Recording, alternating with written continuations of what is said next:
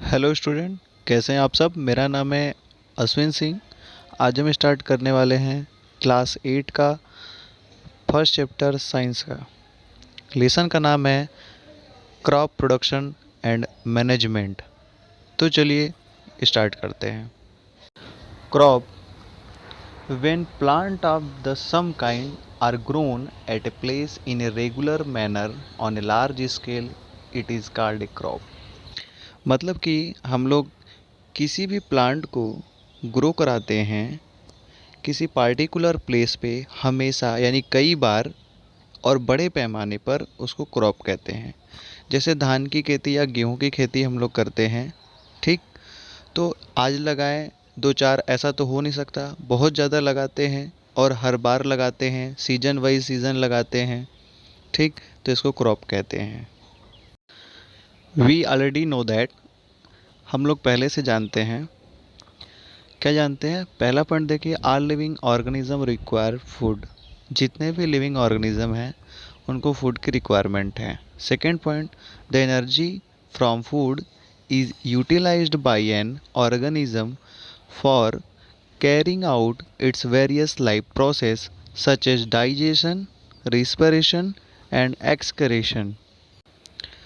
Food से जो energy मिलता है ऑर्गेनिज़म को, ऑर्गेनिज़म उसको यूटिलाइज़ करता है अपने लाइफ के प्रोसेस में, जैसे डाइजेशन, रिस्पिरेशन और एक्सक्रेशन में। डाइजेशन का मतलब फूड को डाइजेस्ट करना, रिस्पिरेशन का मतलब सांस लेना, एक्सक्रेशन का मतलब डाइजेस्ट फूड को बाहर निकालना, ठीक, और वेस्ट मटेरियल को बाहर निकालना। अगला पॉइंट है, plant can make their food themselves but animal including human can not. मतलब कि प्लांट जो है अपना भोजन खुद बना सकता है, इसलिए इसको ऑटोट्रॉप कहते हैं। मगर एनिमल अपना भोजन नहीं बना सकते, वो उनके ऊपर डिपेंडेंट होते हैं, इसीलिए एनिमल को हेटरोट्रॉप कहते हैं। एनिमल में ह्यूमन भी आते हैं। In our country 3 category of crop are grown. First one is kharif crop, second one is rabi crop, and third and last jet crop. Kharif crop, the crop which are grown in the rainy season, that is from June to September, are called kharif crop. Example, paddy, maize, soyabean, groundnut and cotton are kharif crop.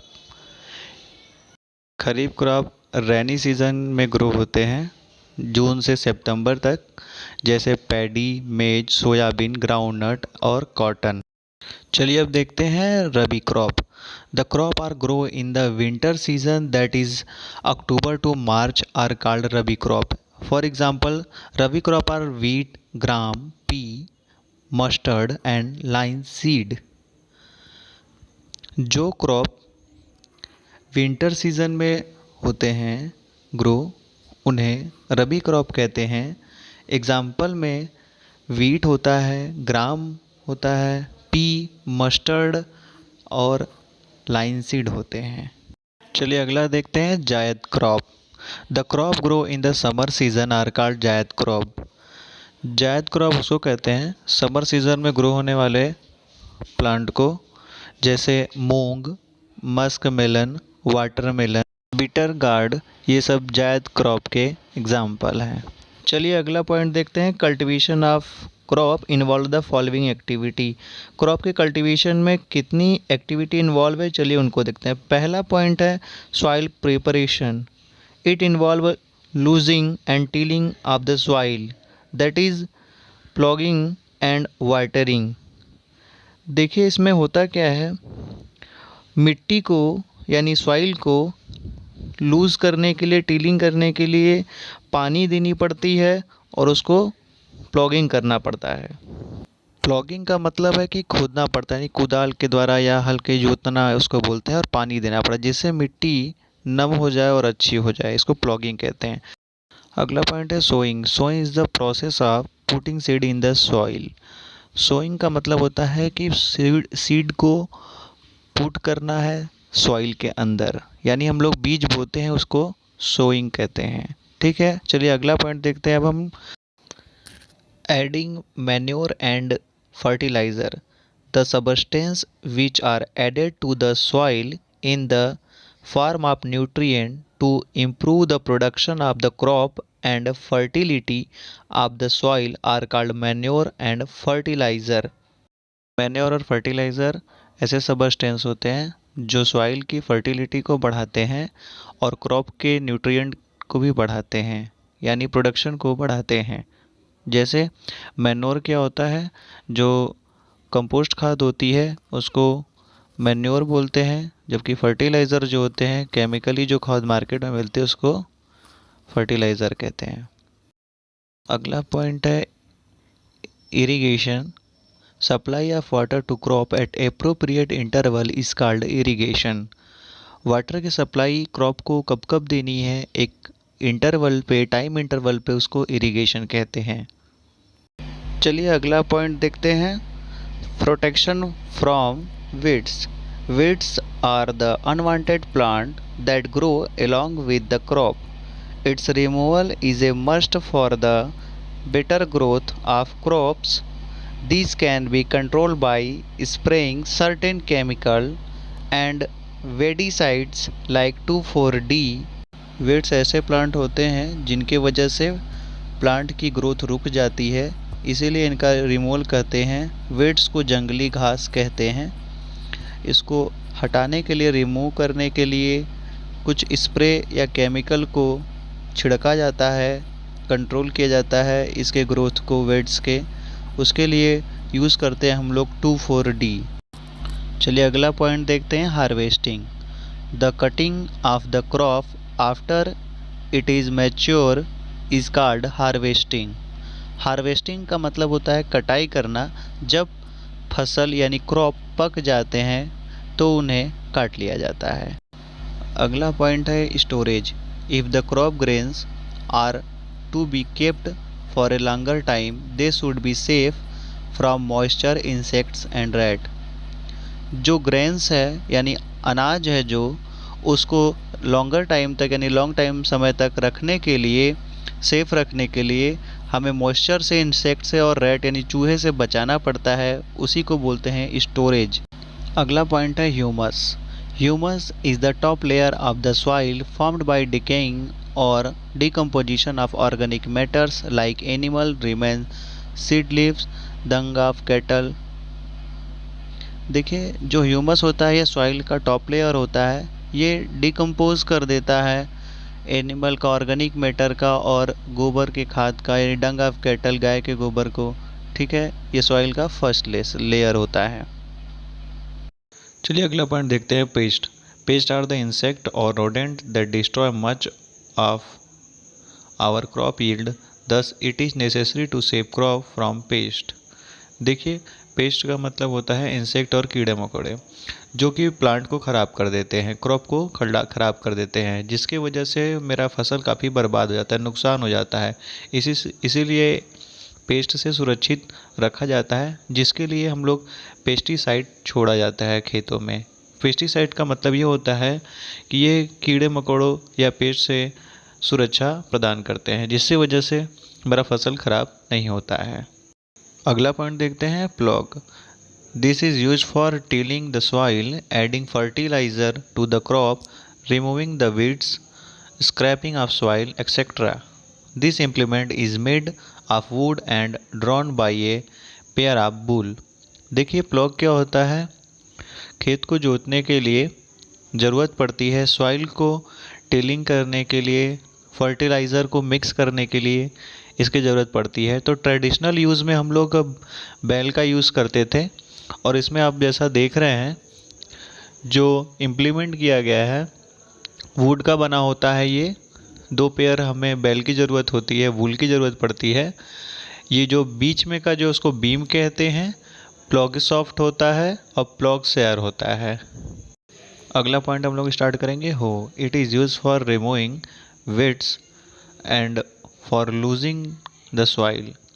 देखिए ये इसका use करते हैं, weights यानी कि जो जंगली झाड़ी होती है, जो प्लांट उगे होते हैं हमारे क्रॉप के अलोंग, उसको रिमूव करने में काम आता है और सॉइल को ढीला करने में, लूज़ करने में काम आता है। हो। इसको हिंदी में कुदाल कहते हैं। चलिए नेक्स्ट पॉइंट देखते हैं। Cultivator used for plogging, it is driven by A tractor use for cultivators, save labour and time. देखिए ये प्लॉगिंग के लिए काम आता है। इसको ट्रैक्टर के द्वारा खींचते हैं, जिसको आप हर बोलते हैं, उसको कल्टीवेटर बोलते हैं। इसमें टाइम और लेबर की बचत होती है। अगला पॉइंट है traditional tool. The tools use traditionally for sowing seed is shaped like a funnel. Traditionally यानी पारंपरिक ढंग से पहले यूज़ होता था सीड को लगाने के लिए, मतलब बोने के लिए, बीज बोने को सोइंग कहते हैं। तो फनल की तरह होता था, यानी कुप्पी नुमा होता था, उसमें सीड डालते थे और बैल के द्वारा खींचा जाता था। अगला पॉइंट है seed drilling use for sowing with the help of the tractor. The tool sow the seed uniformly at a proper decent and depth. देखिए पहले अभी उसको यूज़ किया जाता है सीड को। ड्रिल का मतलब कि काफ़ी अंदर इसको डाला जाता है सॉइल के अंदर, uniformly at a proper distance पे, मतलब यूनिफॉर्म ढंग से या प्रॉपर डिस्टेंस पे, दूर दूर आराम से, यानी होता है ना एक डिस्टेंस के हिसाब से उसको लगाते हैं और हिसाब से ही अंदर उसको डालते हैं। उसके लिए ये मशीन यूज़ होती थी। ये ड्रिल है, सीड ड्रिल मशीन है।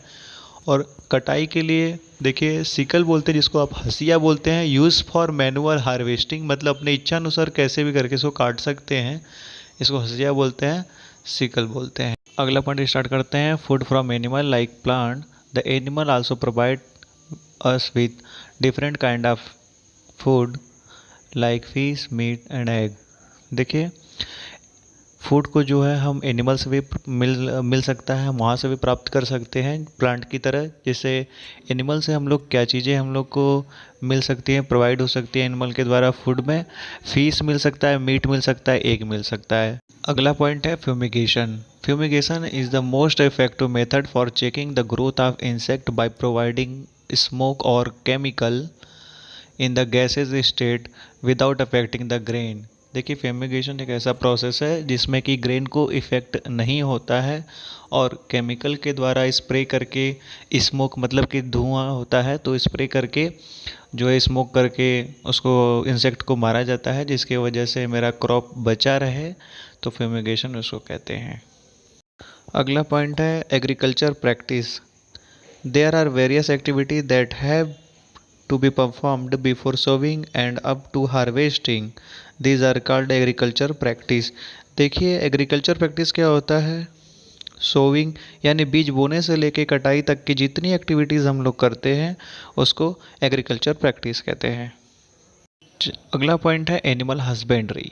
एनिमल reared एट होम और on a farm have to be provided with proper food, shelter and care. When this is done on a large scale, it is called animal husbandry. देखिए animal को घर पे रखिए, चाहे एक firm में रखिए, उनको पालना, उनका ध्यान रखना एक बड़े स्केल पर, एक बड़े पैमाने पर, उसको एनिमल हस्बेंड्री कहते हैं। चलिए अगला पॉइंट देखते हैं crop. When plant of same kind are grown at a place in a regular manner on a large scale, it is called a crop. देखिए प्लांट को ग्रो हम लोग टाइम टू टाइम कराते हैं, एक सीज़न वाइज सीज़न, वो बड़े scale पे यानी बड़े पैमाने पर, जैसे गेहूं का, चने का या फिर सरसों का, उसको क्या बोलते हैं, क्रॉप बोलते हैं। अगला पॉइंट है fertiliser.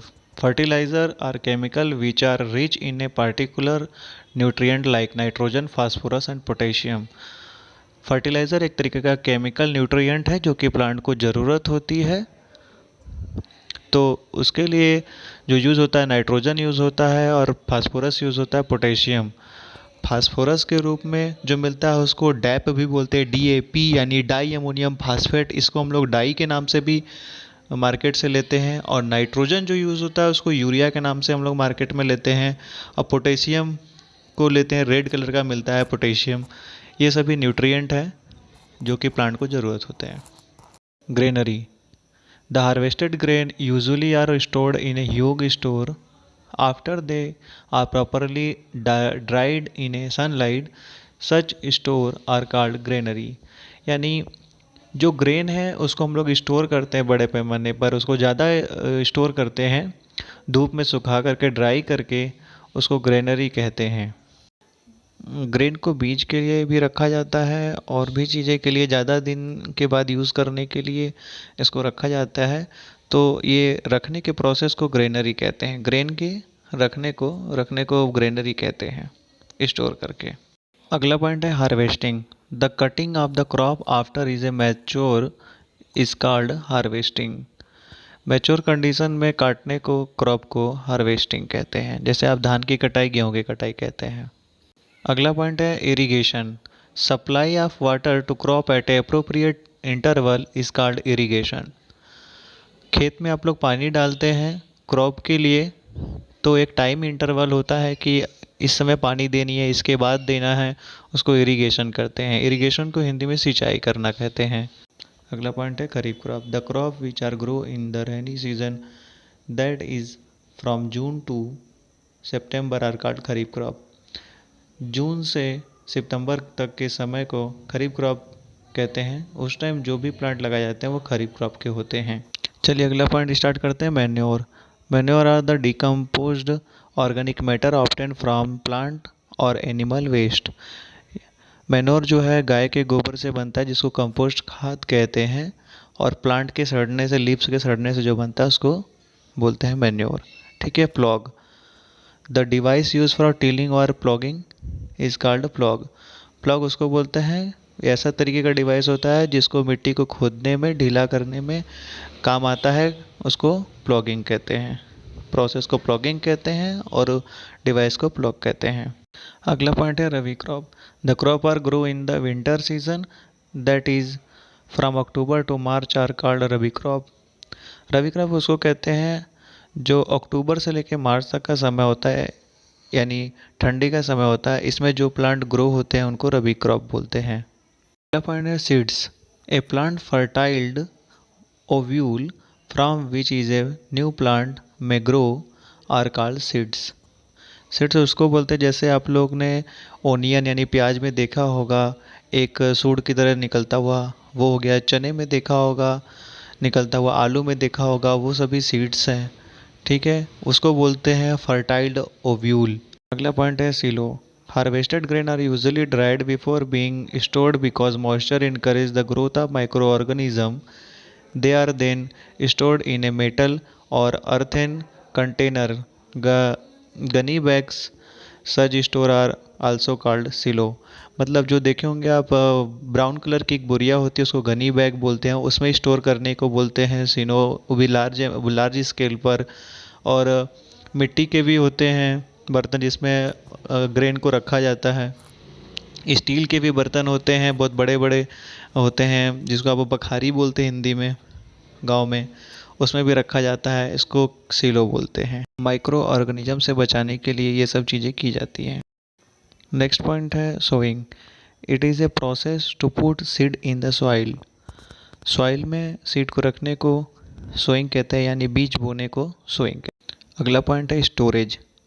It is to keep crop grain safe from moisture, insect and rat for a long time. Crop के ग्रेन को ज़्यादा दिन तक सेफ रखने को, मॉइस्चर से बचाने को, इंसेक्ट से और रेड से बचाने को स्टोरेज कहते हैं। चलिए अगला पॉइंट स्टार्ट करते हैं। Threshing. The process of separation of grains from the crop in the harvested plant is called threshing. Harvested plant से ग्रेन और चाप को अलग अलग करने को थ्रेशिंग कहते हैं। चाप माने भूसा होता है, ग्रेन माने अनाज होता है। अनाज और चाप को यानी भूसे को अलग करने के प्रोसेस को थ्रेशिंग कहते हैं। अगला पॉइंट है वेट्स। सम अनडिजायरेबल और unwanted plant may grow naturally along with the crop, such plant are called weights.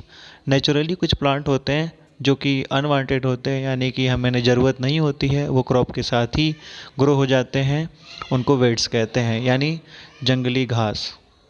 अगला पॉइंट है वेडीसाइड्स। दो certain chemical which are use to control weeds are called weedicides. For example 2,4-D, 2,4-डाइक्लोरोफेनॉक्सी acetic acid, metolachlor. ये सभी जो है वेस्टिसाइड है, वेडिसाइड्स हैं। वेड यानी जंगली घास को हटाने के लिए जो केमिकल का यूज़ करते हैं उसको बोलते हैं वेडिसाइड्स। ठीक है। 2,4-D एक वेडिसाइड्स है जिसका नाम 2,4-डाइक्लोरोफेनॉक्सी एसिटिक एसिड है। अगला पॉइंट है winnowing, a process to bring out the separation of grain and chaff is called winnowing. देखिए, चाप माने भूसा होता है, ग्रेन माने अनाज। भूसे को अनाज में से निकालना पड़ता है। इस प्रोसेस को, सेपरेशन के प्रोसेस को, अलग करने के प्रोसेस को विनोविंग कहते हैं, जिसे हम लोग यूज़ करते हैं, सूप से पछोड़ते हैं। ठीक, उसको कहते हैं विनोविंग।